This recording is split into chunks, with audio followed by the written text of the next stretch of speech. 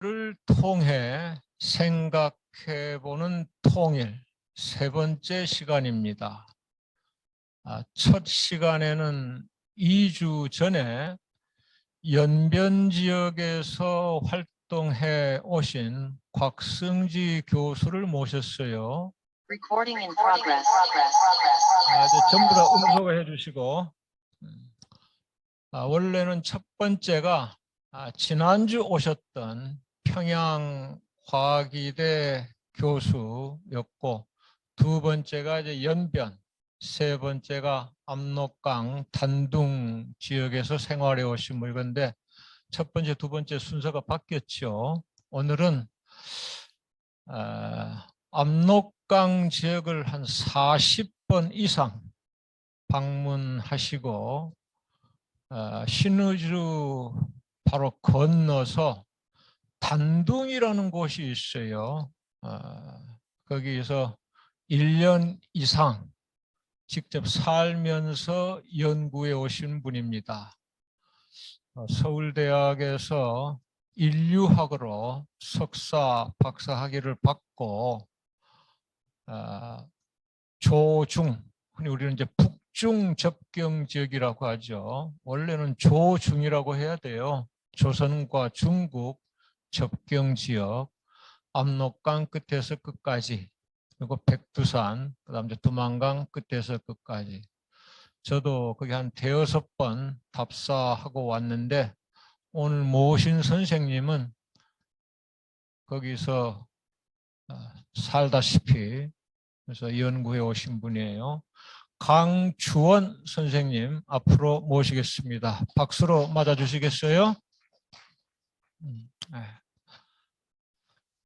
뭐 착실하게 마스크 차고 아니, 그 좋아요. 저도 원래는 차야 되는데 저는 예방 주사 2번 맞았고, 그다음에 입이 삐뚤어져서 발음이 정확하지 않기 때문에 마스크를 벗었어요. 선생님도 예방 주사 2번 맞으셨어요? 네, 저도 맞았습니다. 우리 서로의 안전을 위해서 좋습니다.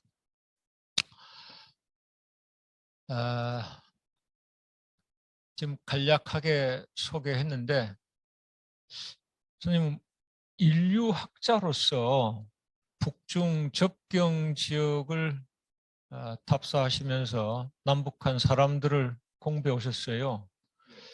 저도 사회과학을 합니다마는 인류학이 어떤 학문인가 좀 얘기해 주시겠어요? 우리 원광대학교는 인류학과가 없어요. 갑자기 설명을 드려야 되는 거죠? 간단하게요. 되는 거죠? 네.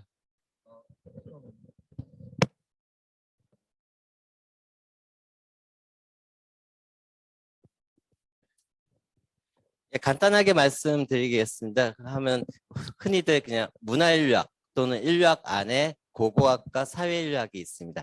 이제 하위분과 학문으로서 고고학은 주로 돌아가신 분들을 주로 연구하는 학문이고, 저는 사회인류학, 주로 현존하고 계시는 분들을 주로 연구하는 학문으로서 고고학과 인류학이 이제 분리되었다라고 생각을 많이 하시는데, 외국에서는 거의 같은 학문 안에 되어 있지만 한국은 고고학이 또 따로 되어 있다 보니까 마치 다른 학문이라고 이제 오해 아닌 오해를 하고 계십니다. 그 가운데서 저는 사회인류학으로서 이제 정치인류학을 전공하고 있는 것이죠. 이제 고고학은 주로 유물유적을 발굴해서 그걸 전시하는 것만에 그치는 것이 아니고, 유물유적을 발굴해서 그 시대 사람들이 어떻게 살았는지를 연구하는 학문이다라고 하면, 저희는 현존에 살고 있는 마을에 가서 그 분들의 삶을 이제 연구하다 보니까 거의 같은 학문의 계통이라고 보는 거죠. 네. 저 정치학도 사회과학의 이제 참 기초 학문이라고 하는데 인류학은 더욱더 기초 학문이죠. 사회과학이 가장 기초 아니겠어요? 유럽에서 미국에서는 그렇습니다. 근데 이제 고고학이나 인류학은 이제 쉽게 말하면 이제 죽은 사람들 공부하는 거고, 예, 주로. 선생님 인류학은 이제 살아있는 사람들 공부한다. 이제 살아있는 사람들 가운데 하필 북한 사람들, 남한 사람들 이렇게 공부하시게 된 계기가 뭡니까? 기본적으로 저는 인류학을 이제 석사 때부터 시작을 했는데요. 어쩌다 보니 선생님께서, 저희 지도 교수님께서 이제 그 당시의 용어로는 탈북자분들을 이제 어린이들, 하나원의 하나둘 학교를 만드시는 과정, 그걸 통해서 저를 했고 2000년에 처음으로 이제 연변 지역에 가서 그쪽에 이제 나와 있는 북한 분들의 키와 몸무게 조사하는 프로젝트에 대학원 조교로 참여한 게 2년이 됐었습니다. 그래서 이제 두만강 바로 옆에서 하룻밤 누워 잔 적도 있고요. 그런데 누워 자서 아침에 일어났더니 옆에 있는 조선족 분이 저 강 건너를 제가 보고 있으니까 저 강 건너편에 마을하고 자기네들하고는 숟가락과 젓가락이 몇 개인지를 알고 지낸다. 그 말을 저한테 불쑥 던져주시는 거예요. 저는 두만강을 네. 북쪽 사람들하고 예. 이쪽 이제 중국, 예. 조선족이죠. 조선족 마을하고 이제 국가는 다르지만은 예. 뭐 서로 왔다 갔다 하면서 저 집에 숟가락이 몇 개 있는 것도 안다. 예. 그 정도로 제가 2000년이라고 하면 김대중 대통령께서 평양에 가신 바로 그 여름이지만 여전히 저한테는 레드 컴프레스가 있었고 그 두만강 건너올 수 없는 강으로 교육받아 있던 저로서는 그 한마디가 너무 충격이었던 거죠.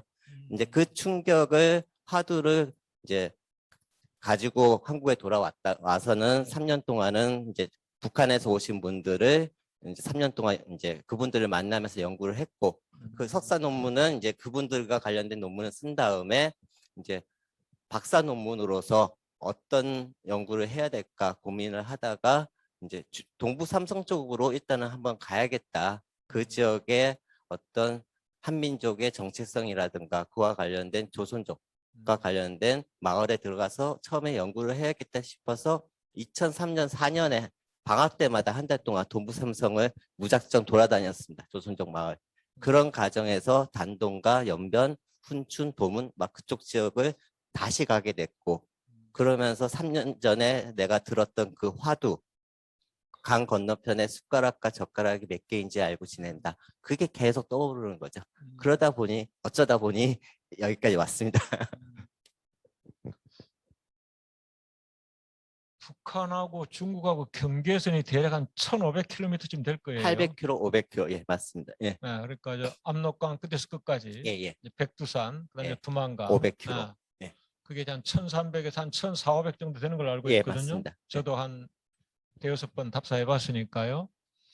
근데 북중 접경 지역에서 이제 남북 사람들 쭉 살펴오셨는데 예. 선생님은 유달리 압록강 쪽에 집중하셨어요. 예. 그래서 지금까지 써낸 책을 보면은 제가 전부 다 국경이에요. 오늘도 국경을 만들고 허문다. 이건 이따 한번 들어보기로 하고요. 압록강은 다르게 흐른다. 그다음에 이제 이게 가장 최근이죠. 예, 맞습니다. 2년 전에 압록강은 휴전선 넘어 흐른다. 이건 뭐 이제 좀 이따가 제가 다시 물어보기로 하고 두만강보다 압록강 쪽에 꽂힌 이유가 뭡니까? 꽂힌 면도 있지만 한편으로 책 제목을 길면 압록강과 두만강은 다르게 흐른다라고 또 쓰고 싶었던 면도 있지만 또 한편으로는 제가 욕심을 부리는 거죠. 그 1300km를 다 안다라고 물론 압록강을 다 아는 건 아니지만 두 지역을 제가 다 한다라는 것은 약간의 오만인 것 같기도 합니다. 그 과정에서 압록강을 더 내세웠지만 그 안에는 가로치고 두만강이라고는 말씀을 드리고 싶은 면이 있고요. 이제 두만강 어떻게 보면 아까 말씀드린 것처럼 2000년 지금으로 따지면 벌써 21년 전에 첫 인연은 두만강의 산속에서 북한에 오신 분들을 만나는 그런 과정을 겪었지만 그런 과정 속에서 또 2004년, 5년에 이제 한 번씩 사전조사를 갔었을 때 단동에서 민박집에 들어가서 있을 때 북한 사람이 옆에서 밥을 같이 먹고 막 그런 경험을 하게 되면서 압록강 단동은 바로 앞이 뭐 집만 나서면 민박집만 나서면 아니면 호텔만 나서면 바로 앞이 압록강 그리고 늘 들어왔던 신의주가 건너편이었기 때문에 이 연구자로서 제대로 된 자세는 아닌데 어떤 감이라고 할까요? 그냥 직감으로 여기가 아닐까라고 했는데 어쩌다 보니 이제 후회한 선택이 된 것 같습니다. 저도 압록강을 찾게 된 계기가 바로 그거였어요. 2000년대 초에 심양에서 국제회의가 열렸었는데 시간이 하루 이틀 좀 여유가 있어가지고 거기서 4시간 정도 버스 타고 단둥으로 갔죠. 그 소식을 듣고 깜짝 놀란 거예요. 압록강변을 쭉 따라 거닐면서 위화도까지 이성계가 군사를 돌렸다는 것. 그러니까 쭉 가면서 바로 저기가 북한이란 말이야? 저는 이미 이제 평양에 들어가 봤지만은 평양에 들어가서 보는 북한하고 강 건너 기웃거려 보는 북한하고 또 이게 맛이 다르더라고요. 그래서 그 압록강변을 따라서 그 호산장성이라고 하는가요? 예.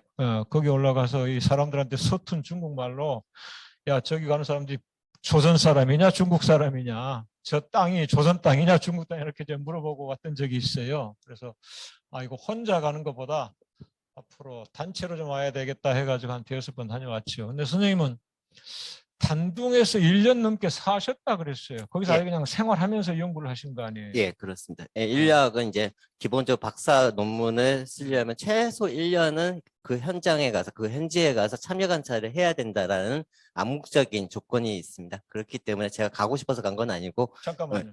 박사 논문을 쓰기 위해서 갔습니다. 박사학위 논문을 쓰기 위해서는 예. 꼭 뭐 그런 건 아니지만은 거의, 암묵적으로 1년 이상의 최소한 1년 이상 현지에 살면서 그 사람들을 직접 현지 관찰해야 된다. 참여 관찰. 현지 조사를 해야 된다는 게 조건 아닌 조건입니다. 그런데 우리 뭐 남쪽 사람들 관찰하는 건 문제가 없을 거예요. 예. 근데 북쪽에서 건너온 사람들을 직접 그렇게 관찰하기가 괜찮았어요? 그게 너무 무식하면 용감하다라고 해야 되는 지점들이 있는데 2006년도에 처음 들어갈 때는 약간의 감은 가지고 있었습니다. 그쪽에 가면 어떻게든 북한 사람들을 만날 수는 있겠지라고 생각을 했지만 처음에 들어갔을 때는 이제 조선족 분들과 한국 분들이 중국이라는 어떤 터전에서 어떻게 관계 맺음을 하고 있느냐가 주 목적이었기 때문에 그 당시에 통일부에 사전 신고를 해야 된다, 사후 신고를 해야 된다, 막 그런 법조차도 솔직히 연구자로서의 자세는 아닌데 전혀 모르는 상태, 전혀 모르는 상태에 들어간 상황이었고 또 한편으로는 2010년이라는 기준이 있거든요. 제가 이제 거기 가서 살기 시작한 건 2006년인데 2010년 5.14 조치 이전에는 어느 정도 남북의 사람들이 만나는 것에 대해서 그렇게 이제 지나가고 나서 보니까 큰 문제가 없었던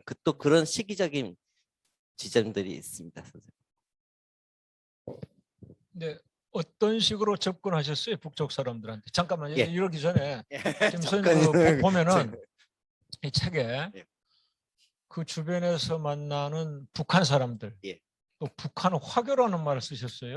그다음에 조선족, 그다음에 남한 사람. 그러니까 우리 비슷한 사람이 4부류예요. 최소한 선생님 이제 분류하시기에. 그렇습니다. 그것도 구별 좀 해주세요. 북한 사람들은 합법적으로 나와 있는 북한 사람을 제가 여기서는 이야기하고 있는 것이고요. 한반도를 제외한 지역에 합법적으로 나와 있는 사람들이 이제 북한 사람. 근데 한국 사회에서 저는 요즘 늘 이야기하고 있는 것 중에 하나가 한반도를 제외한 지역에 한국 사람보다 북한 사람이 많이 사는 지역이 있다는 사실을 한국 사회에 얼마나 알고 있을까에 대한 고민을 하고 있거든요. 한반도를 제외한 지역에서 한국 사람보다 북한 사람이 많이 사는 지역이 있다는 사실을 한국 사회에 얼마나 알고 있을까에 대한 고민을 요즘 하고 있습니다. 그 이유 중에 하나가 이 단동이라는 지역은 1992년 한중수교 전후부터 합법적으로 나오는 북한 사람과 한중수교 이후에 전후에 중국에 간 한국 사람들이 모여들는 도시들이 있거든요. 그런 도시들 가운데 대표적인 도시가 단동입니다. 그럼 합법적으로 나왔다는 거는 그쪽에서 뭐 이제 정식 비자를 가지고 중국에 일시적으로 체류하는 거예요, 그러면? 일시적으로 체류, 장기 체류. 친척 방문을 하든 뭐 사업을 하든 그러다가 다시 이제 북한으로 돌아가는 사람들. 그런 분들이 2021년 현재 기준으로 말씀드리면 5만 명이거든요. 북한 분들이.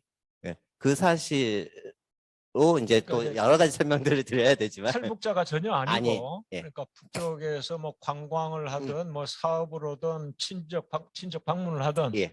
지금 그 단둥 지역에만 예, 지금 2021년 현재는 5만 명 플러스 알파고 그 역사가 1992년 그 전부터 있었지만 이제 조금씩 늘어나기 시작하다가 90년대 중후반부터 그 규모가 이제 좀 늘어나기 시작을 했고 2000년대 하면 또 하고 또 2010년에 북한 노동자들이 또 집중적으로 또 단동 지역에 나오기 시작하면서 그 숫자는 이제 좀 많이 늘어나게 되는 좋습니다. 거죠. 그럼 취업, 예. 뭐 방문, 또 뭐 친척. 관광, 예. 뭐 등등 해가지고 나왔다가 예. 이제 돌아갈 사람들이,죠. 예. 그게 이제 북한 사람들 그게 한 대략 5만 명 정도 되고 예.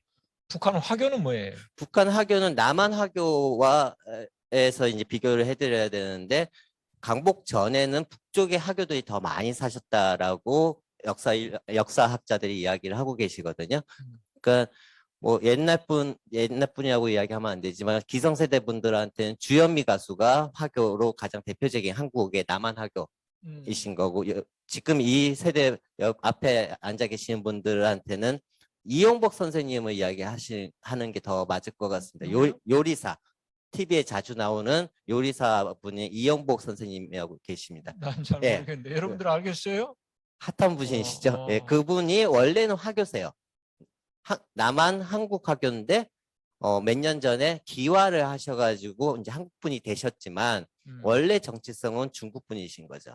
마찬가지로 북한의 평양이나 신의주에서 태어난 중국 사람이 거기에 살다가 다시 중국에 나온 케이스가 있습니다. 예, 그런 분들을 북한 화교라고 간략하게 말씀드릴 수 있습니다. 그러니까 한족이죠? 한족이죠. 예, 한족인데 한국어를 잘하는. 한반도 예. 안에서 태어나가지고 예. 거기 자라다가 예. 생활하다가 예, 다시 이제 건너간 사람들. 예, 그렇습니다. 예, 그러니까 이제 거기는 우리 한민족은 아니고 예. 하여튼 중국 사람으로서 예. 한반도에서 태어나가지고 생활하는 예, 사람들. 더 그러니까 디테일하게 말씀드리면 서울시 공무원 간첩 음. 조작 사건의 주인공이 그 정체성이라고 보시면 되는 거죠. 오케이. 그게 이제 북한 화교고. 예. 그럼 이제 조선족은 원래 거기 살고 계시는 한민족. 거기는 이제 우리 예, 한민족인데 재동포. 거기에 이제 국적은 중국이고. 예, 그렇죠. 예. 남한 사람들은 역시 이제 합법적으로 예, 단둥에 가서 사업하거나 관광하거나 뭐 이런 사람들이고. 92년 전후부터 가기 시작을 그래서 이 했고. 네 부류 사람들이 거기 다 섞여 산다는 거 아니에요? 예, 90년대 중후반부터 그 지역에 이제 모여 살기 시작을 했고 그 당시부터는 중국 학교에 가면 같은 반에 북한 아이들도 있었고 한국 아이도 있었고 조선족 아이도 있었고 화교 아이도 있었고 다문화 가정의 아이들도 있었고 보통 그 당시에 제가 2006년도에 이제 그 지역에 살 때는 어떤 학교에 가면 북한 아이들이 한 5명 한 반에 이제 한국 아이들은 한두 명 막 그런 식으로 그러니까 남북의 아이들이 짝꿍을 지냈죠. 그 역사가 벌써 20년, 25년이 넘은 역사를 가지고 있는 거죠. 그러면 어차피 그걸 이제 전문으로 공부하셨으니까 예. 아마 숫자도 다 파악하실 것 같은데 대략 이제 합법적으로 북쪽에서 건너온 사람들이 한 5만 명 안팎이라고 그랬어요. 예. 남쪽 사람들은요? 현재 기준으로 코로나 상황 이전을 말씀드리면 1000명 이하 점점 줄어드는 어떤 얼마야? 1000명. 1000명? 예. 북쪽 사람들은 5만 명. 명인데 예. 우리 남쪽 사람들은 1000명밖에 안 된다. 그렇죠. 예. 늘 북한 사람들이 훨씬 더 많았던 2000년대는 거의 비슷하게도 가긴 갔지만 그래도 북한 사람이 많았던 공간이 그렇습니다. 그래서 저는 손혜진과 현빈의 사랑의 불시착 드라마에서 현빈의 만남이 그냥 상상이 아니다. 얼마든지 가능하다.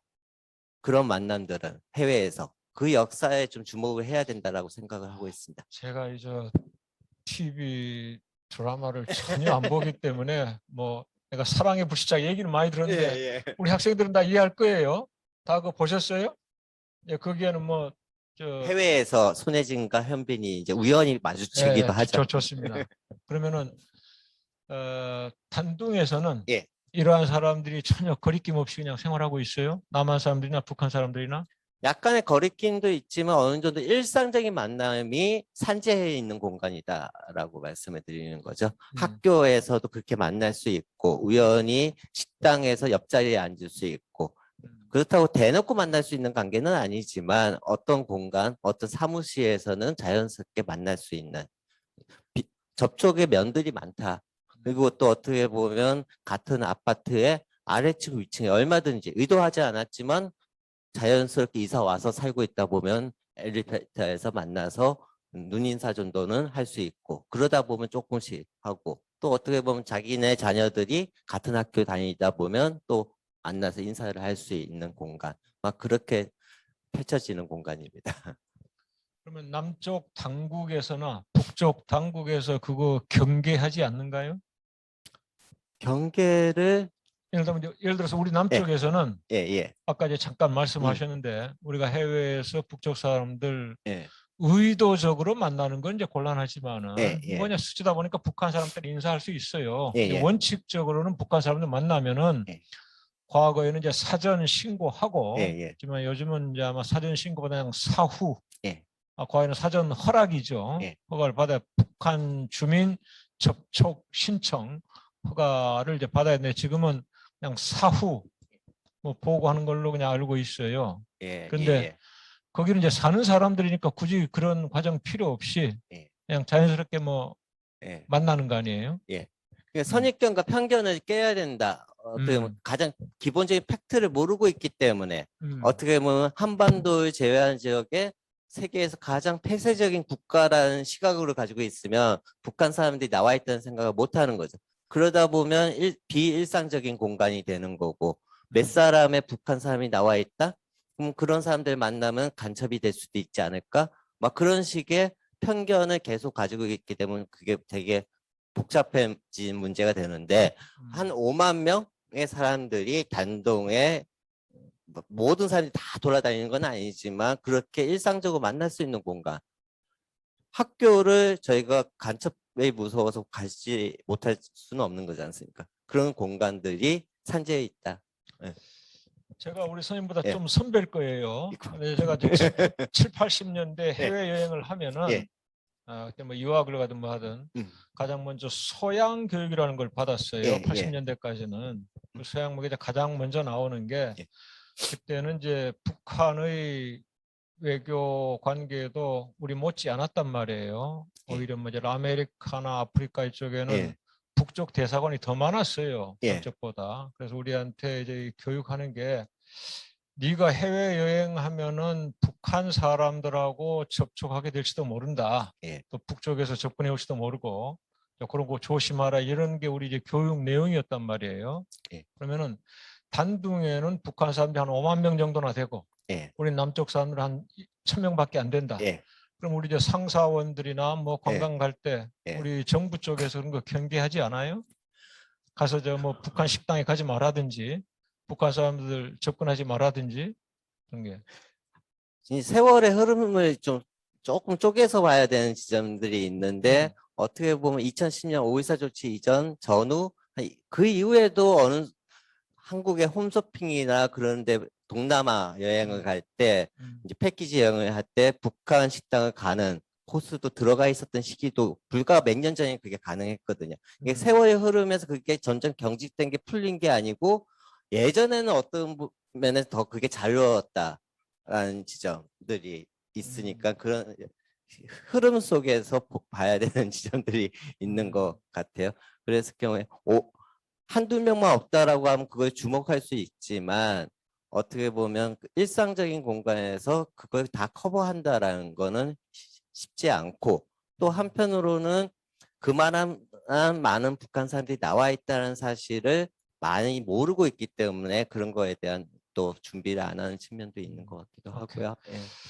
이제 선생님 말씀을 본격적으로 들을 준비가 됐습니다. 이제 본격적인가요? 그래서 그러면은 단둥에 계시면서 1년 넘게 살면서 예. 또는 40번 이상 거기를 방문하시면서 예.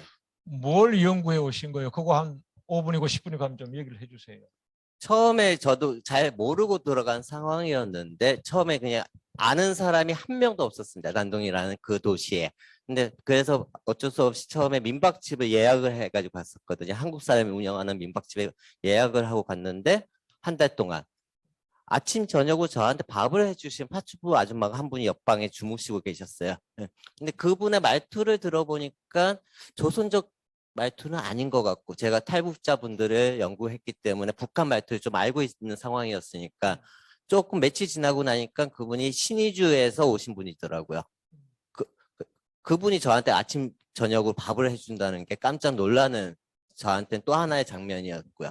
그분이 한 달 뒤에 돈을 버신 다음에 집으로 돌아가는 장면까지 목격을 했었습니다.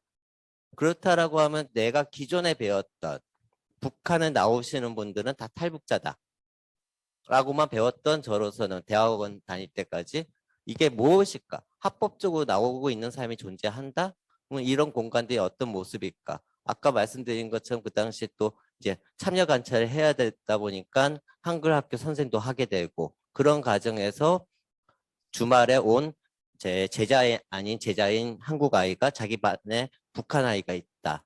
막 그런 이야기 듣게 되고요. 그러면 또 학부모가 생기는 거잖아요. 그 학부모 분이 저한테 주말 학교 선생이지만 밥을 사주겠다라고 저한테 불렀는데 이런저런 이야기를 하다 보니까 평양에서 옷을 만들고 있다. 막 그래서 단동에 나와서 다시 한국으로 가지고 가는 일을 자기네들 하고 있다. 그러면서 점점 15개월 동안 살면서 이 공간이 남북이 사람들이 만나서 어떤 경제 활동을 하는 공간이구나. 그것이 남북 교류와 만남에 어떤 역할을 하고 있는지에 대한 사례들을 하나하나 이제 모으다 보니까 모르던 사실들을 하나씩 알게 되는 과정을 겪으면서 15년 동안 그런 사례들을 집중적으로 보고 있습니다. 좀 들려주시면 특이한 점이라고 할까요? 예, 그러니까 선생님이 직접 만나보신 예. 또 북쪽 사람들하고 많이 인터뷰를 하셨잖아요. 그렇죠. 2010년에 했다라고 예, 공식적으로 말씀드릴 수 그러니까 있습니다. 예. 그러니까 이제 북쪽에서 나온 사람들이 대체로 무슨 이유로 어떻게 나왔는가 그런 것 좀 얘기해 주시고. 네. 예. 다양한 분들이 기본적으로 나와 있다라고 볼 수가 있습니다. 2006년도 기준으로 따지면 한 3, 4천 명 분들의 북한 분들이 나와 있다라고 할 수 있는데 아까 말씀드린 것처럼 신의주 아줌마처럼 친척 방문으로 나와서 몇 달 동안 일하고 다시 돌아가는 케이스. 한국의 외국인 노동자 개념으로 보시면 되는 그런 분들도 계시는 거고 여행 삼아 오신 분들도 계시는 거고 북한의 주재원들 무역 일꾼들이 단동이라는 곳이 메카이기 때문에 거기에 많이 나와 있습니다. 그런 분들이 또 나와 계시는 거고 2010년 이후부터는 본격적으로 대규모의 이제 북한 노동자, 해외 노동자, 위에 파독 강부와 간호사 같은 분들이 이제 나오는 케이스. 막 그런 분들이 이제 중국 사람과 아니면 또는 한국 사람들하고 직간접적으로 어떻게 만나는지를 볼 수 있는 공간이 되는 거죠.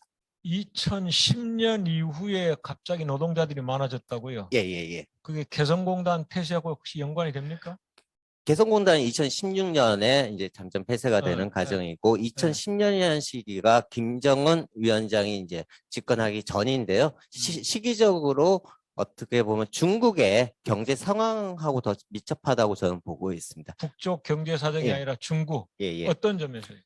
2010년 전후부터 이제는 이제 중국이 가장 어떤 공장, 세계 공장이라고 하던 그 위치에서 점점 인건비도 상승하고 우리식으로 따지면 4대 보험이라든가 등의 어떤 인건비가 올라가는 과정이죠. 그러니까 2010년 이전에는 북한의 노동력을 활용할 이유가 없는 거죠. 자체 노동력으로 훨씬 더 싼 노동력이 있었으니까요. 근데 2010년 기점이 이제는 북한 노동력을 활용하는 게 자기들한테 이익이 된다라는 시기가 그때부터 이제 했기 때문에 또 그러니까 나왔다고 중국이 볼 이제 수 있습니다. 세계의 공장 소리를 들으면서 예. 노동력을 구하는데 예. 중국 자체 노동력이 부족하다는 거예요? 아니면 중국 사람들보다 북쪽 사람들 쓰는 게 더 더 인건비적으로 인건비가 싸다는 거예요? 예. 그런 상황으로 이제 전환되는 시점이 2010년으로 음. 이제 하다 보니까 자연스럽게 단동의 이제 공장의 사장들은 자국의 이제 국민들을 고용하기보다는 평양 아니면 신의주의 이제 인원들을 데리고 나와서 공장을 운영하는 게 더 나았다라고 판단을 하기 시점이 2010년 시점입니다. 예.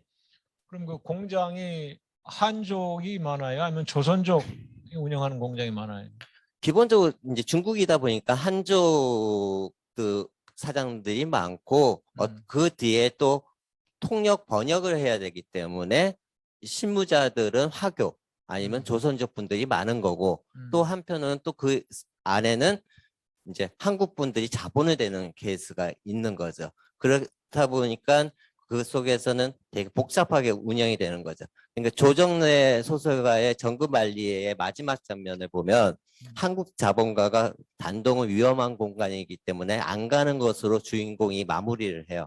하지만 이제 한국의 많은 사업가들은 90년대 중후반부터 그 공간에 가서 때로는 본인이 사장이 되는 케이스가 있고 때로는 중국 사람하고 합작을 하는 케이스가 있고 아니면 중국 회사 속에 자기가 하청을 준다든가 파트너가 된다든가 그렇게 다양한 지점으로 만나고 있습니다. 혹시 여러분 가운데 정글만리라는 소설 읽어본 사람이 있어요? 아마 세권으로 된 그거 나온 지 한 거의 10년 가까이 됐죠? 6, 7년 아, 우리나라 제1소설가라고 할 수 있는 조정래 선생이 이 소설을 쓰기 위해서 중국을 수십 번 방문했대요. 그리고 중국에 관한 책을 수십 권 읽었고 그래가지고 정글만리라는 아주 재미있는 소설을 펴냈어요. 여러분 혹시 시간 나면 한번 보시기 바랍니다. 근데 이제 거기 배경이 단둥이였던가요? 마지막 부분에 이제 여러 가지 사업을 저도 잘 기억은 안 나지만 마지막 부분에 주인공이 또 다른 사업을 하기 위해서 옆 사람이 단동에 가면 된다. 북한 노동자들이 있다. 거기 이용하면 된다라고 이야기하니까 한 두세 페이지에 걸쳐서 장황하게 이야기하는 거예요. 국제관계라든가 등등 뭐 북한의 어려움, 뭐 위험함, 뭐 그런 것들 때문에 거기는 가면 안 된다로 마무리하는 부분이 있습니다. 그럼 중국이 70년대 말 개혁개방 시작하고 2001년이었을 거예요. 세계무역기구에 들어간 게. 그렇습니까? 네. 그다음에 그 무렵에 2010년대 아주 급성장을 하죠. 예. 뭐 꾸준히 70년대 말부터 연평균 한 10% 성장했지만은 이제 세계의 굴뚝이다, 뭐 세계 공장이다, 이제는 세계 시장이다 이런 말을 듣고 있잖아요. 그러니까 중국의 경제 사정에 따라서 예. 북한 노동력이 필요했다는 것 아니에요. 예. 그 무렵에는. 예. 지금은 어떻게 변했을까요? 그다음에 미국에서 예. 유엔 앞세워 가지고 대북 제재하면서 예. 북한 노동자들 고용하지 말라고 했잖아요. 예. 그게 언제쯤이었는지 모르겠는데. 예. 그럼 지금은 혹시 그 북한 사람들 그 체류자가 얼마나 될까요?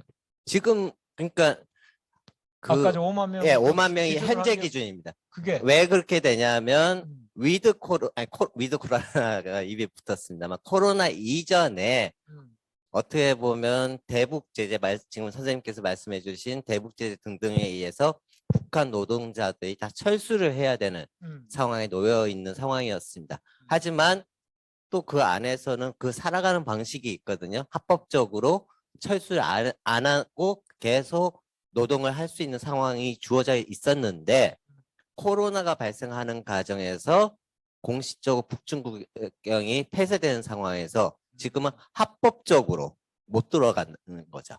2년 동안.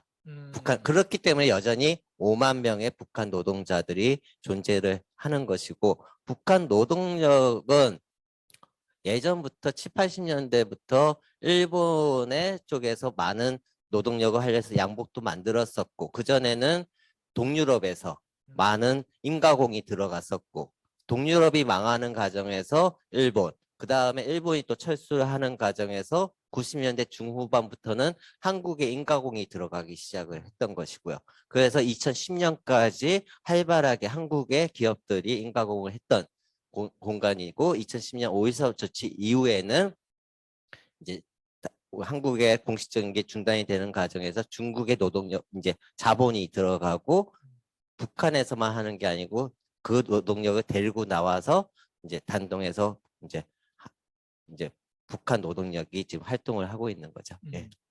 그러니까 미국이나 유엔의 대북 제재로 예. 노동력을 철수하라고 했는데 예.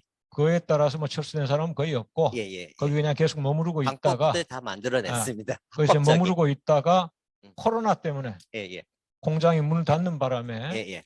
들어가야 되는데 지금 못 들어가는 거예요? 공장이 문을 닫지는 않고 들어가지 못하는 상황, 국경을 이용할 수 있는 방법이 없으니까요. 근데 예. 북쪽에서 예. 외국인들은 못 들어오게 하되 자국민들도 지금 못 들어가게 하고 있어요?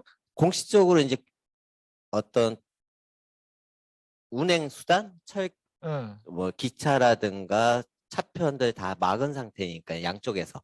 그러니까 예. 지금 코로나 때문에 예, 예, 지금 그러니까 우리 이제 남한 사람들이라든지 중국 사람들이 이제 못 들어가는 건 당연한데 예, 예, 북쪽 사람들조차도 예, 밖에 예. 나왔다가 지금 코로나 때문에 못 예, 예. 들어가고 있다는 거 아니에요? 못 들어가서 그냥 힘들게 살고 있는 것이 아니고 여전히 중국 공장에서 일을 하고 있는 상황인 거죠.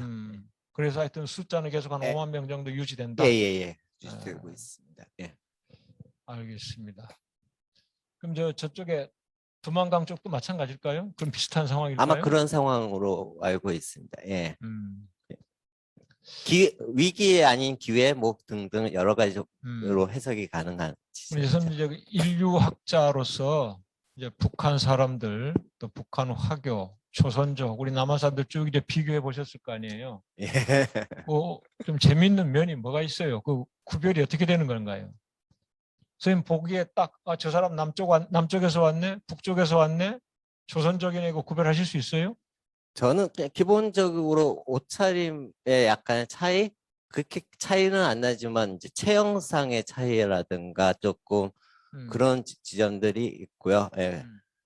이제 워낙 이제 단동 같은 경우에 가장 북한 사람은 대표적인 경우에 배지를 달고 있다라고 하지만 또 배지를 안 달고 계시는 분들도 존재를 하거든요. 예, 그런 분들을 저는 이제 구분이 되는데 그걸 어떻게 말로 설명을 해야 될지는 모르겠습니다. 예. 제 학생들이 그걸 모를지 아는지 모르겠어요. 북쪽에서는 최고 지도자 그 배지를 가슴에 달게 돼 있어요. 우리는 이제 배지라고 하는데 북쪽에서는 지도자 초상화를 모신다고 하는 거죠. 그래서 우리가 이제 바깥에서 저 사람 북한 출신이네 이제 그걸 알 수 있는 게 이게 배지를 달았느냐 안 달았느냐. 근데 작업복 같은 데는 안 달잖아요. 작업복에도 안 다는데 또 그냥 양복을 입고서 또 안 다는 사람들이 있어요. 우리는 무조건 단다라는 것도 어떻게 보면 편견인 것 같습니다. 그럼 다 핑계는 다 있는 거죠. 안 달고 있는 사람 너 왜 안 달고 있습니까? 라고 하면 자본주의 국가에 와서 이 소위 초상화를 더럽힐 수 없다. 막 그런 식으로 안 다는 이유를 설명하는 분들도 계십니다. 그러니까 무조건 단다라는 것도 어떻게 보면 편견이죠. 근데 하여튼 북한 사람들, 남한 사람들, 예, 예. 그리고 조선족 음. 뭐 공통점, 차이점. 선생님 이제 주로 그거 공부하셨을 거 아니에요. 예, 예, 예. 단동의 특성으로 따지면 예를 저는 들 때 학교 같은 아까 학교 이야기를 들었는데 북한 아이들이 더 공부를 잘한다라고 일반화할 수가 있습니다. 그러면 한국의 어떤 분들은 저한테 어떻게 말도 안 되는 소리를 하느냐라고 이야기를 또 공격을 받는 경우가 있지만 그건 북한 아이가 공부를 더 잘한다라는 이야기는 너무 일반하고 그 안에 좀 더 들여다봐야 된다. 단동에 나와 있는 북한 아이들 같은 경우는 대부분 주재원의 아이들입니다. 소위 다시 말하면 북한의 엘리트 집안의 아이들이 단동에 나와 있는 케이스인 거고 한국의 아이들은 다 그런 건 아니지만 공부를 더 잘하면 미국을 간다든가 아니면 중국 같은 경우에도 베이징에 가서 공부를 하는 거죠. 그런 친구가 아닌 또 다른 중상층이라든가 막 그런 친구들이 단동에 가족이 와 있는 케이스. 그러다 보니까 자연스럽게 단동에서는 이제 학생들은 북한 아이들이 공부를 잘한다라는 또 다른 편견이 만들어지는 거고요. 또 한편으로는 노동자들도 있지만 주 핵심적인 것은 20년 넘게 역사를 가지고 있는 주재원들, 무역 일꾼들, 그러니까 북한을 대표하는 무역 일꾼들과 주재원들이 단동에 나와 있기 때문에 한국은 그렇게 주재원이 그의 손을 꼽을 정도로 몇 명 되지 않습니다. 아니면 중소 기업을 운영하시는 분들이 와 계시고 그러다 보니까 오히려 북한 주재원들이 식당이라든가 아니면 상점이라든가 아니면 대방이라고 해서 중국 거래업체들하고의 무역액 이제 서로 간에 이제 하는 게 단위가 더 커요. 그러다 보니까 사우나에 가도 북한 사람들이 돈을 더 잘 쓴다는 이야기도 들리고 주 고객이 중국 사람들한테는 한국 사람들보다 북한 사람들이 주 고객인 경우가 더 빈도수가 많은 거죠. 그러다 보니까 북한 사람들이 돈을 더 잘 쓴다라는 평가를 받는 곳이 이제 단동이라는 공간이 되는 겁니다. 그러니까 뭐 아연양 남북한 사람들 교육열이 높다는 건 전 예, 세계가 예. 다 알아줘요. 세계에서 문맹률이 가장 낮고 남한이나 북한이나. 근데 하여튼 단둥에서 이제 일부이지만은 예, 예. 하여튼 북쪽 아이들이 공부를 잘한다 예, 이렇게 소문이 나 있어요. 예. 음. 주재원들의 아이들이 주로 나와 있으니까 예. 음. 라고 저는 보고 있습니다. 남북 사람들 또 다른 공통점 뭐가 있는 것 같아요? 기본적으로 술을 잘 드시는 남자분들은 그런 것 같습니다. 술을 잘 먹는다. 북쪽 사람이나 남쪽 사람들이나. 예. 아. 그거는 북쪽 사람들이 더 잘하는 것 같아요. 더 많이 마시고. 그리고 체형상도 조금의 어떻게 보면 조선족이 저한테 이야기하는 거는 북한 사람들이 그냥 한국 옷을 더 좋아한다. 근데 그것이 한국 옷이 더 좋은 면도 있지만 중국 옷보다는 한국 옷을 선물을 주면 그냥 그렇게 수선을 안 해도 바로 입을 수 있다. 그렇기 때문에 좋아한다. 막 그런 측면들이 있습니다. 그러면은 합법적인 북쪽 사람들, 예. 그 사람들도 단동에서 생활할 때 예. 이게 남쪽에서 만든 옷이라는 걸 알면서 예. 거리낌 없이 오히려 입을 수 있어요? 이게 라벨을 보면 한국 옷이라는 게 참 애매한 건데요. 예를 든다면 뭐 가장 극단적인 예를 들면 단동에 있는 조선족이 저한테 네이버 쇼핑에 들어가서 캡처를 해가지고 다음에 단동에 올 때 이 옷 좀 사다 달라고 하는 양이 한두 개가 아니고 제법 양이 많거든요.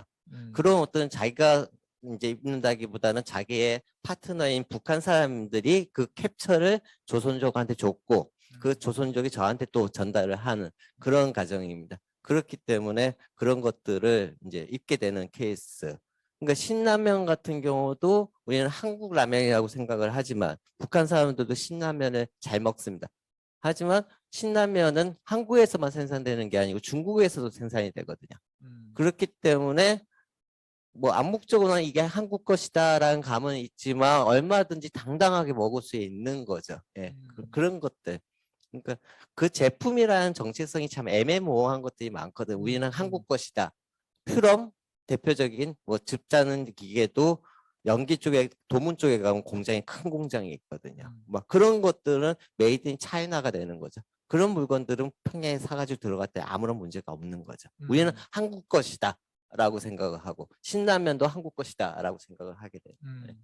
그런 걸 단둥에서 만 쓰는 게 아니라 그래서 이제 북쪽에 가지고 들어가기도 한다. 차이점은 어떤 게 가장 큰 것 같아요? 뭐 생활 양식에서 언행에 있어서 언행에 주로 이제 있었어요? 그런 거 공부하신 거 아니에요? 그러니까 일반화하기가 되게 어떤 사람 이제 선생님께서 하여튼 예. 수없이 아까 반드시 1년 이상 예. 현장 관찰을 해야 되잖아요. 예. 그 관찰 대상 이게 주로 뭐였어요? 저 사람들은 뭐 어떤 게 관찰 대상이에요? 어떻게 관계 맺음을 하고 있느냐. 관계 맺음. 예. 그 가운데서 경제 활동을 어떻게 하느냐를 봤는데 이제 그러니까 제가 말씀을 드리기가 되게 이제 어려운 게 어떤 사람들은 어떤 특징이 있는데 그 사람을 과연 제가 북한 사람 전체라고 표현을 해도 될까? 그게 자꾸만 저는 자기 검열을 하기 때문에 이런 자리에서 쉽게 말씀을 못 드리겠네요. 그러니까 이제 관계 맺음이라는 게 북중 관계라든지 남북 관계라든지 지금 그거 얘기하시는 거죠. 사람들의 관계를 사람들. 어떻게 맺고 있느냐, 경제 활동을 통해서 경제 이익을 위해서 서로 간에 어떻게 교류하고 있느냐를 보는 거죠. 네. 좋습니다. 그러면은 선생님이 뭐 이제 압록강도 좋고 두만강도 좋고 이 압록강이나 두만강을 그 책 제목으로 쓴 게 바로 요거예요. 압록강은 다르게 흐른다는데 강이 어떻게 다르게 흐른다는 거예요? 뭐하고 뭐가 다르다는 겁니까? 기본적으로 깔고 있는 것은 이 책이 압록강은 다르게 흐른다는 2016년에 나온 책이거든요. 2016년이면 박근혜 정부 시절입니다. 그렇게 다시 또 따지면 2010년 5.24 조치라는 조치 이후에 잠깐만 저기 저 우리 친구들이 5.24 5.24 조치를 잘 모를 네. 거예요. 여러분 천안함 침몰에 대해서 알고 계세요? 뭐 저거를 침몰이라고 하지 않고 이제 폭침이라고 써야 된다는 주장도 나오는데 그 천안함 사건 이후에 우리 이제 남쪽에서 북쪽과의 모든 연락, 교류 협력을 다 끊어버렸어요. 그것이 5월 24일 나왔다 해서 5.24 조치라고 하는 거예요. 그러니까 그런데 2010년 이후에 선생님께서 이제 부연 설명을 해주신 것처럼 2010년 이후에는 남북 교류와 만남, 남북 간의 어떤 교류와 만남은 공식적으로 중단되어 있다.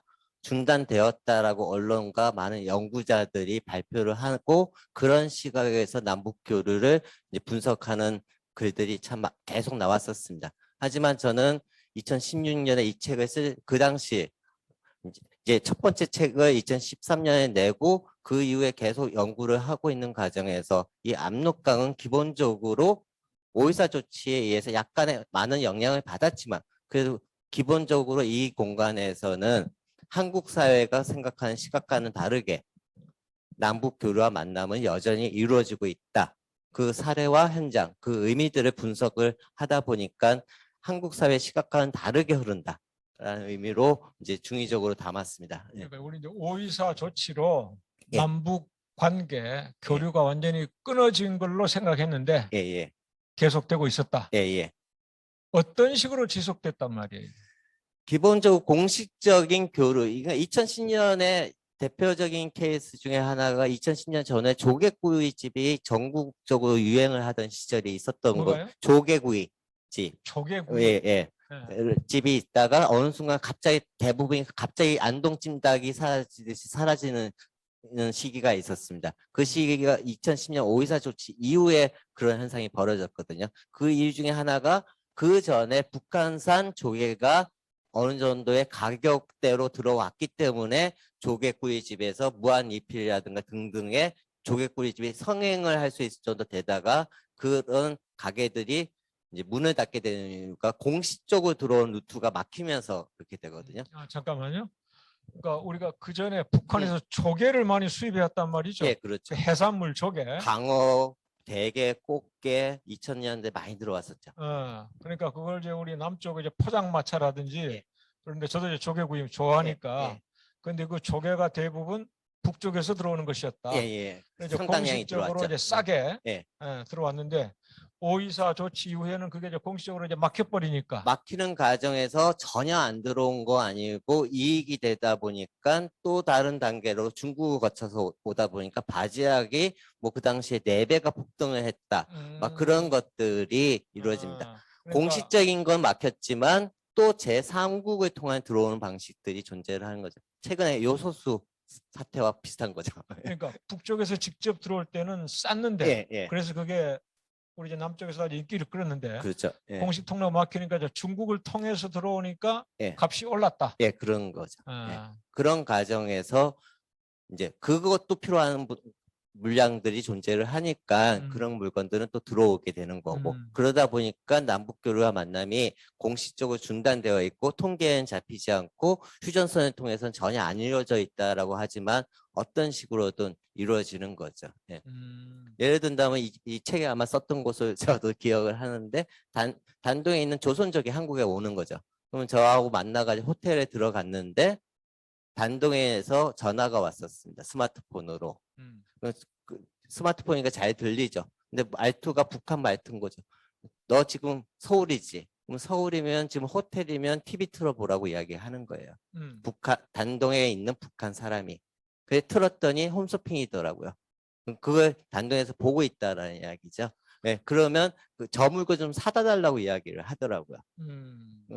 그래서 그날 밤에 그걸 주문하기에는 그 다음날 단동에 들어가야 되기 때문에 제가 저하고 같이 대형마트에 가서 대형 이제 큰 공구 박스 유명한 그걸 사가지고 그 다음날 아침에 비행기 타고 심양을 통해서 단동에 갔습니다. 오후면 이제 단동에 도착을 했고 그 북한 사람한테 전달하는 모습을 봤고 그 북한 사람이 그 다음날 아침에 국제 열차를 타고 지난주에 정진호 선생님 말씀하셨다라는 그 기차 타고 평양에 가면 오후 5시면 도착을 하거든요. 이틀이면 물건이 도착하는 구조. 막 그런 것들이 그냥 하나의 사례가 아니고 그런 식으로의 어떤 구조는 휴전선은 막아놨지만 얼마든지 가능한 구조가 존재를 하는 거죠. 지금도. 참 그 재미있기도 하고 서글프기도 해요.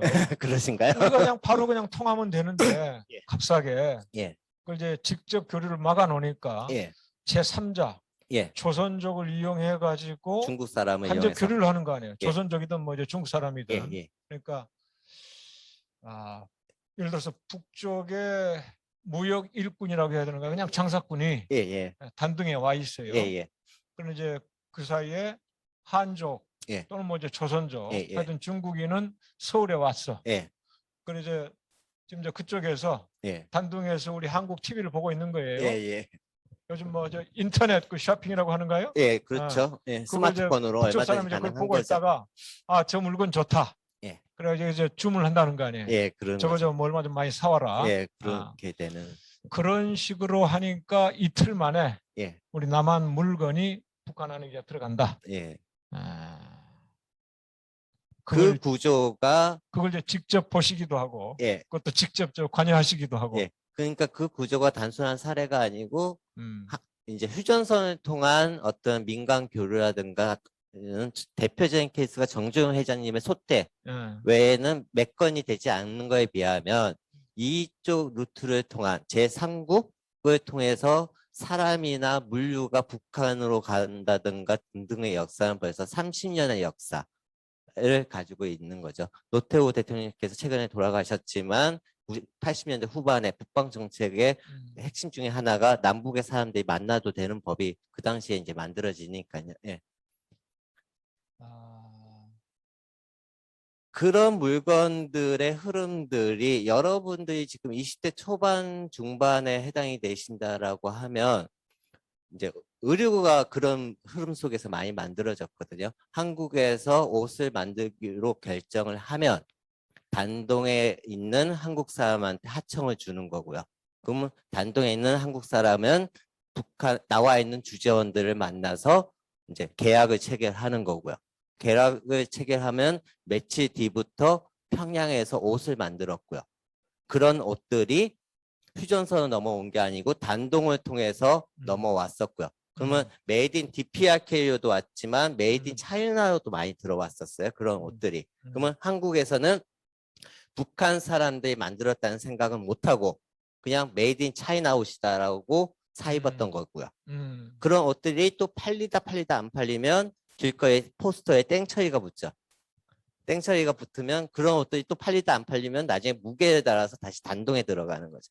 단동에 들어가면 그 옷들을 또 북한 사람과 북한 화교들이 평양 가서 가져가서 파는 거예요. 그러면 북한 사람들은 자기네 친구들이 만들었는데 이 옷들이 한국까지 갔다 왔다라는 생각을 못하고 그냥 메이드 인 차이나다라고 생각하고 사 입는 역사가 20년이 넘는 거죠. 그런 물량들의 대표적인 케이스가 예담 항복이라고 있습니다. 아동 항복 회사. 기성복을 아동 항복을 만드는 회사인데 2000년 초중반에 한 3, 4년 동안 매년 한 30만 장의 아동 항복을 제가 말씀드린 그 루트를 통해서 평양, 단동, 한국으로 만들어서 가지고 나왔어요. 여러분들의 세대는 아마 제가 알기로 20대 중후반은 지금 50만 조금 넘는 걸로 알고 있습니다. 수능 인구가 50만 전후라고 하니까요.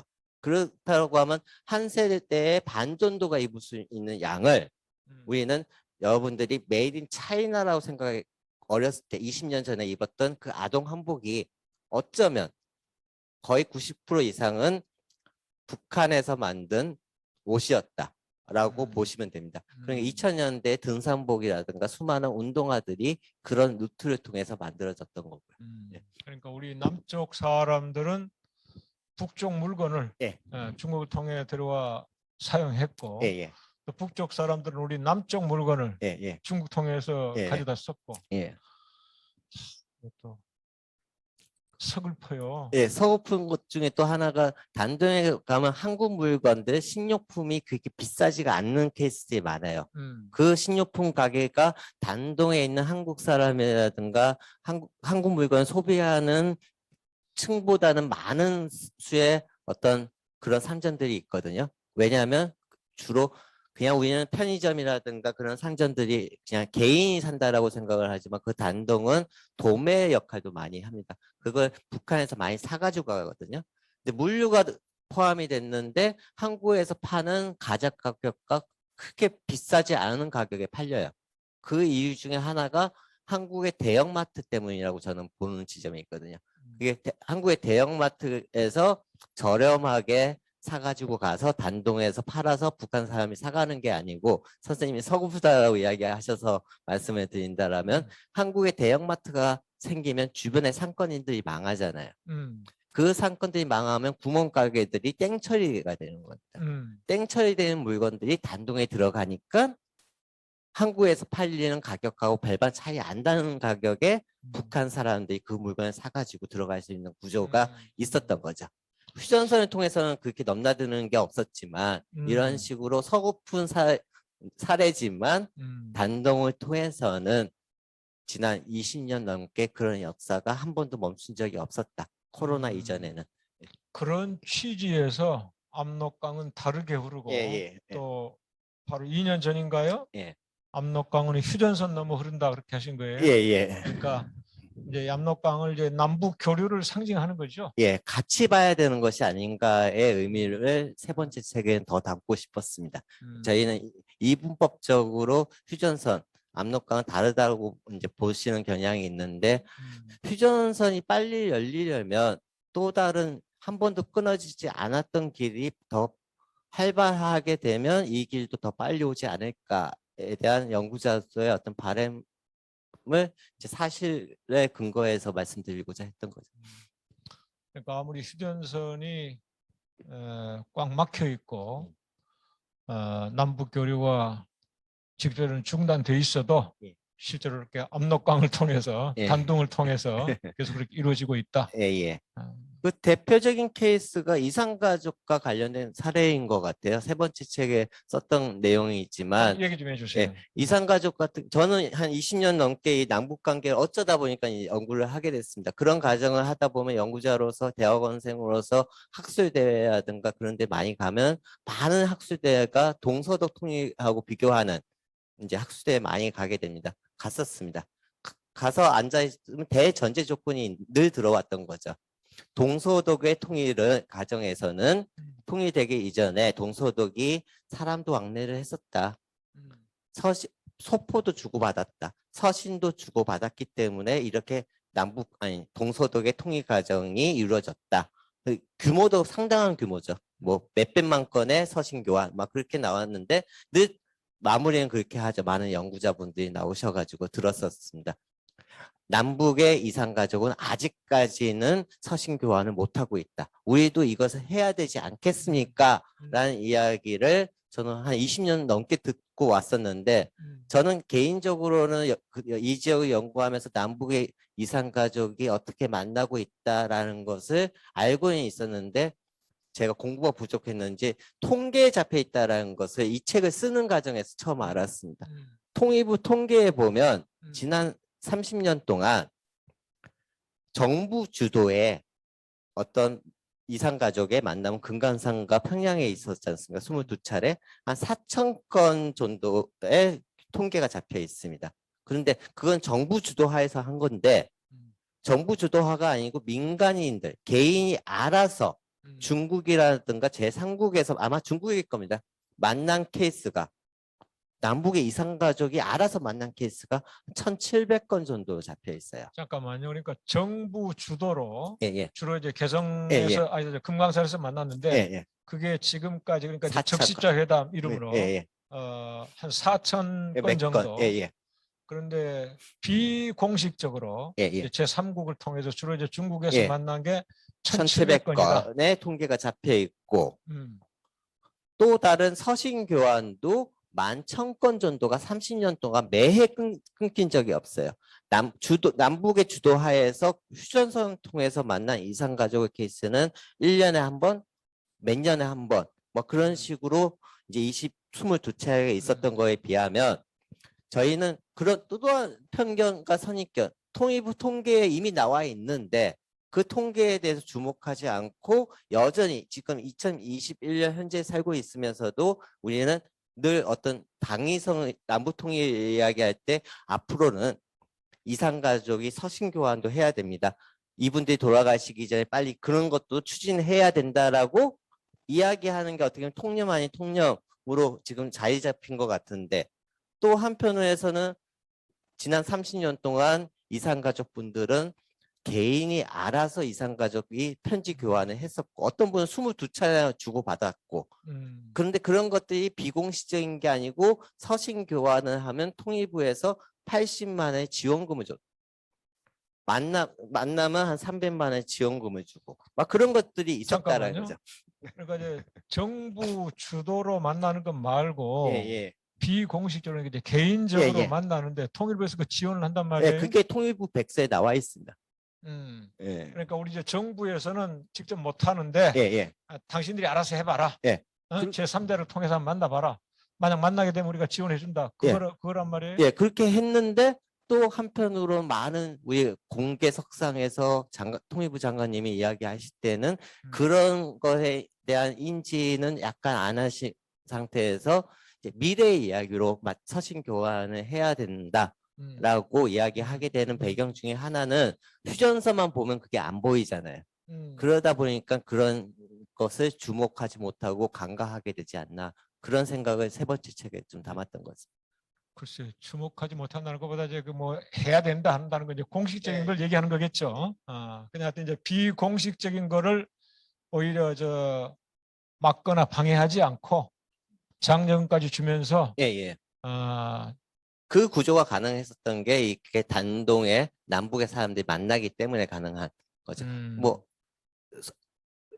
이 수업 시간 전에 이제 젊은 친구들이 오셔가지고 이제 하는 것을 저도 들었었는데 송금 문제, 북한에서 돈이 오고 뭐 한국에서 돈이 간다라는 이야기 하지 않습니까? 그런 구조들이 휴전선을 통해서 이루어지지 않고 다 단동에 북한 사람, 북한 학교, 조선족 한국 사람들이 관계 맺음이라는 역사가 30년의 역사 속에서 그런 구조들이 있다 보니까 그런 일들이 벌어질 수 있는 거죠.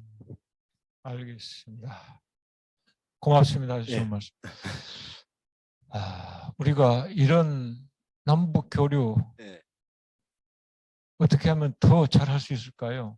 꼭 우리가 이 3자를 통하지 않고 아까 이제 직접 만나야 되고 편지도 좀 직접 주고받고 어떻게 해야 될까요? 그런데 제가 좀 기가 차서 그래요. 말이 안 나오는데 왜 남쪽 사람들은 북쪽 물건 쓰고 북쪽 사람들이 남쪽 물건을 쓰는데 직접 하지 못하고 꼭 그렇게 단동을 통해야 되고 압록강을 거쳐야 되는가? 제 말문이 막히네요. 이거 어떻게 풀어가야 될까요, 앞으로? 저의 입장에서는 제가 이제 책 제목으로 압록강은 휴전선 넘어 흐른다라고 했을 때 늘 머릿속에 드는 것은 제가 압록강을 강조한다기보다는 남북 교류와 만남을 위해서는 휴전선 앞에 자꾸 멈춰 있는 모습들이 너무나 저는 한 십몇 년 내내 지켜보게 됩니다. 그러니까 휴전선만 앞에 서서 보면 남북 교류를 할 수 없는 대외적인 조건이라든가 등등 여러 가지 조건 때문에 지금 한 3년 동안도 멈춰 있는 건데 여기에서 멈춰 있고 기다리고 있지 않고 제3국을 통해서 어떻게든 접촉 면과 만남이 이루어지고 교류가 이루어지다 보면 이 휴전선이 더 열리는 길이 더 빨라지지 않을까. 예를 든다면 개성공단 같은 경우도 2004년 12월 달에 물건이 나오기 시작을 합니다. 그런데 그 과정이 그냥 물건이 뚝딱 나오는 게 아니고 공장을 만들어야 되고 설계를 해야 되고 막 그런 과정들이 처음부터 휴전선을 왔다 갔다 하려면 또 6개월, 1년이 지났었을 거거든요. 근데 개성공단 초기에는 휴전선을 넘어간 게 아니고 베이징을 통해서 단동을 통해서 평양을 해서 개성공단 아주 우회적인 길을 갔던 거죠. 하지만 그렇게 해서라도 2002년, 3년에 가서 설계를 하고 와서 다시 설계를 하고 그런 과정을 하다 보니까 개성공단이 2004년 12월 달에 저는 물건이 나올 수 있었다라고 생각을 하거든요. 휴전선만 왔다 갔다 하려고 했으면 2004년 12월 달에 물건이 나오지 않았을 겁니다. 그런 것들을 생각을 했을 경우에 지금의 상황에서는 이 휴전선을 통한 길을 이제 넘기 위해서는 지난 역사 속에서 보면 저는 김대중 대통령께서도 90년대 후반에도 지금 뭐 항상 남북 관계라든가 북미 관계가 좋았던 건 아니잖아요. 그 당시에도 안 좋았는데 그럼 안 좋다라고 하면 돌아가라는 이야기를 남겼다라고 여러 책에 나와 있거든요. 그 돌아간다라는 것을 휴전선이 힘들면 제3국으로 하라는 게 어떤 우회적인 표현이 아니셨을까?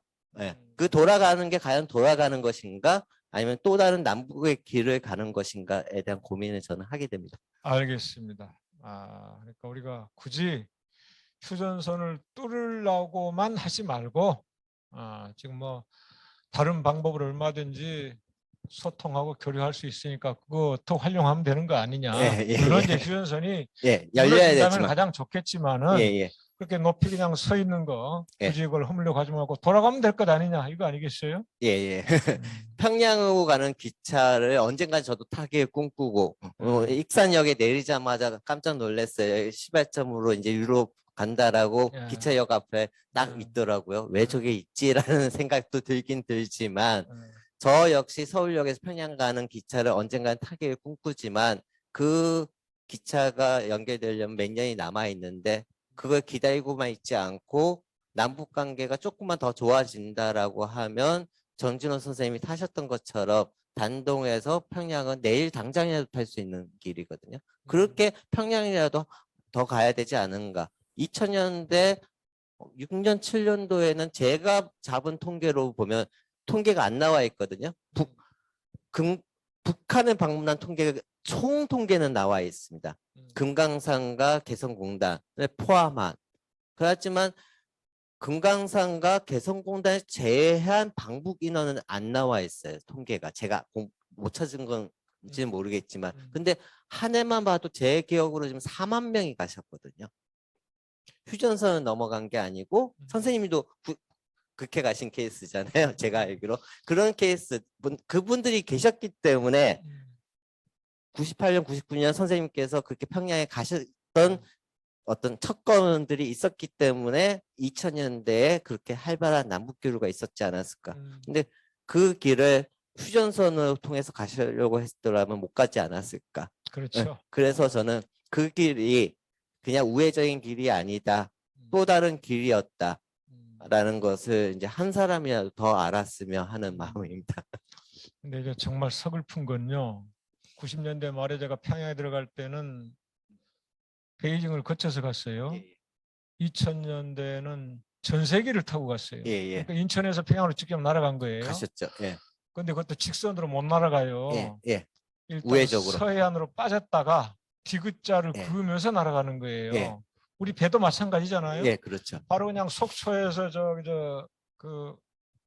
뭐라고 러시아, 하는 북한의 원산 쪽으로 바로 그냥 직선으로 못 가고 쭉 공해로 나갔다가 다시 또 끄거지 들어가는 거 이렇게 서글프게 우리 살고 있는데 우리가 이것만 자꾸 탓하지 말고 그래도 이런 가운데서도 돌아가도 좋고 넘어가도 좋으니까 하여튼 교류 협력 좀 활발하게 하자 뭐 이거 아니겠어요?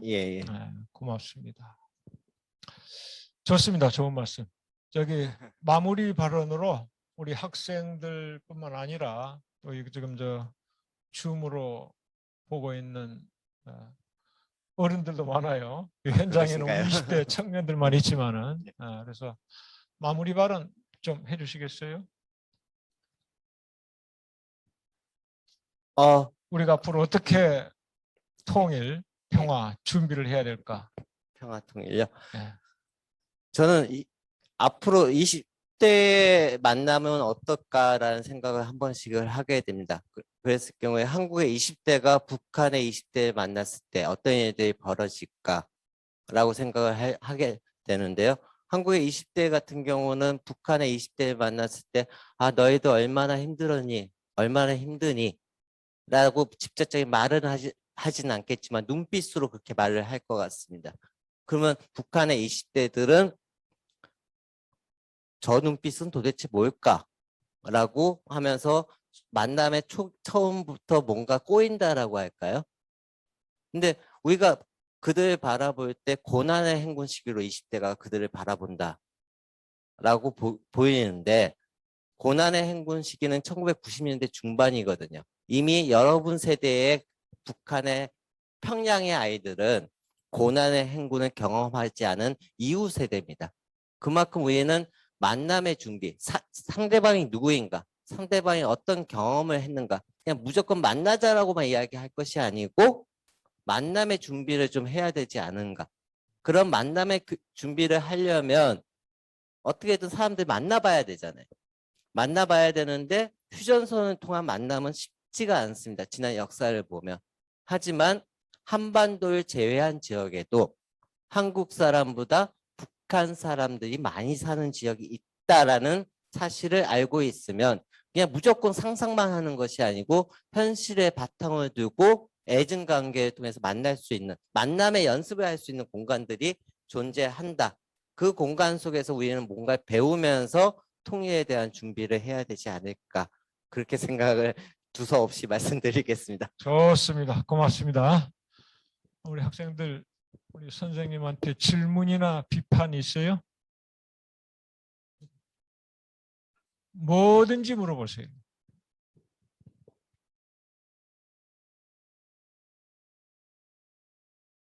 없어요? 줌으로 지금 여기 지켜보고 계시는 분들도 질문 있으면 해주세요. 채팅창 이용하셔도 좋습니다.